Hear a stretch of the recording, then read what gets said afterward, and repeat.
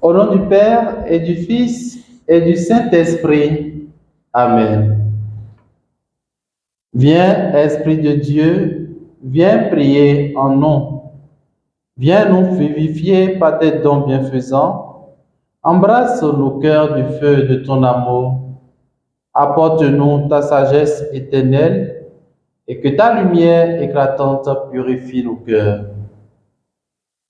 Évangile de Jésus-Christ selon saint Matthieu. En ce temps-là, quand le Fils de l'homme viendra dans sa gloire et tous les anges avec lui, alors il siégera sur son trône de gloire. Toutes les nations seront rassemblées devant lui. Il séparera les hommes les uns des autres, comme le berger sépare les brebis des boucs.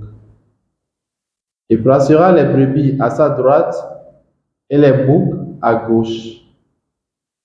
Alors le roi dira à ceux qui seront à sa droite, venez les bénis de mon Père, recevez en héritage le royaume préparé pour vous depuis la fondation du monde. Car j'avais faim et vous m'avez donné à manger, j'avais soif et vous m'avez donné à boire, j'étais un étranger et vous m'avez accueilli, j'étais nu et vous m'avez habillé, j'étais malade et vous m'avez visité. J'étais en prison et vous êtes venus jusqu'à moi.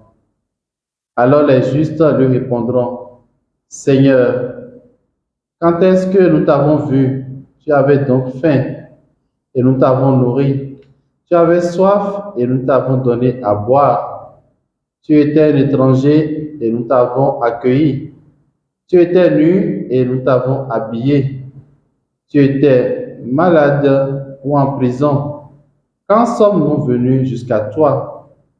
Et le roi leur répondra, Amen, je vous le dis, chaque fois que vous l'avez fait à l'un de ces plus petits de mes frères, c'est à moi que vous l'avez fait.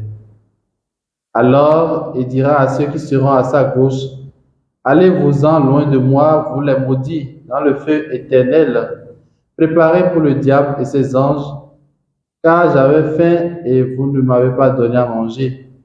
J'avais soif et vous ne m'avez pas donné à boire. J'étais un étranger et vous ne m'avez pas accueilli. J'étais nu et vous ne m'avez pas habillé. J'étais malade et en prison et vous ne m'avez pas visité. Alors ils répondront eux aussi, Seigneur, quand avons-nous vu avoir faim, avoir soif, être nu, étranger, malade ou en prison, sans nous mettre à ton service?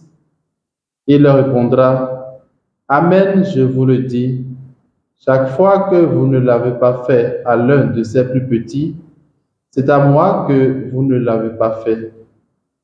Eux, ils s'en iront, ceux-ci, au châtiment éternel, et les justes à la vie éternelle. Acclamons la parole du Seigneur. Louange à toi, Seigneur Jésus. Bien-aimés dans le Seigneur, nous sommes aujourd'hui le dimanche 26 novembre 2023 et nous bénissons le Seigneur pour la fin de cette année liturgique A. En ce 34e dimanche du temps ordinaire de l'année A, l'Église, grande famille de Dieu, épouse de Christ, célèbre la fête de Christ, roi de l'univers.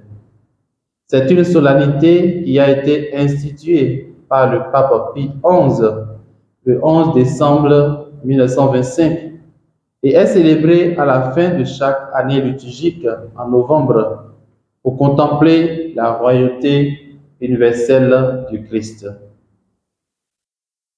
Qu'as-tu fait de ton frère? Voilà la percutante question qui nous donnera d'être du bon ou du mauvais côté car à la fin des temps, Dieu jugera chacun selon ce qu'il aurait fait. Le Christ, roi de l'univers, aimerait bien que nous partagions sa royauté et sa divinité, d'où notre statut de prêtre, de prophète et de roi depuis notre baptême. Mais cela n'est possible que dans l'exercice de la pratique de la charité et de la fraternité.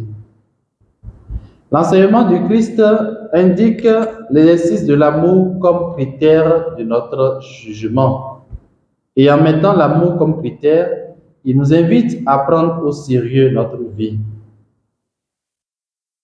Frères et sœurs, si nous voulons être du côté du Christ roi, il nous faut sans hésiter multiplier des gestes qui sauvent comme les œuvres de miséricorde corporelle, à savoir donner à manger aux affamés, donner à boire à ceux qui ont faim et à ceux qui ont soif, vêtir ceux qui sont nus, accueillir les pèlerins, assister les malades, visiter les prisonniers, ensevelir les morts.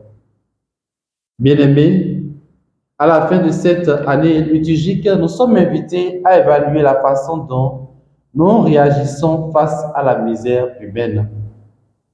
Demandons en ce dimanche au roi de l'univers la grâce de la fidélité, de l'écoute et de la confiance en lui.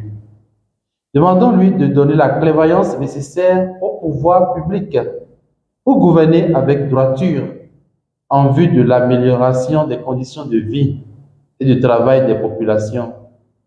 Demandons-lui la grâce d'une foi agissante pour construire son Église et notre monde afin de pouvoir véritablement témoigner partout et sans peur que nous le reconnaissons comme le roi berger, le roi miséricordieux, le roi unificateur, le roi sauveur, le roi rassembleur, l'alpha et l'oméga, celui qui est, qui était et qui vient, le Tout-Puissant, l'Emmanuel. À lui le règne, à lui la gloire, à lui la puissance et la majesté pour les siècles des siècles. Amen. Qu'il vous bénisse, au nom du Père et du Fils et du Saint-Esprit. Amen. Joyeuse solennité du Christ roi et bonne montée vers le temps de l'Avent.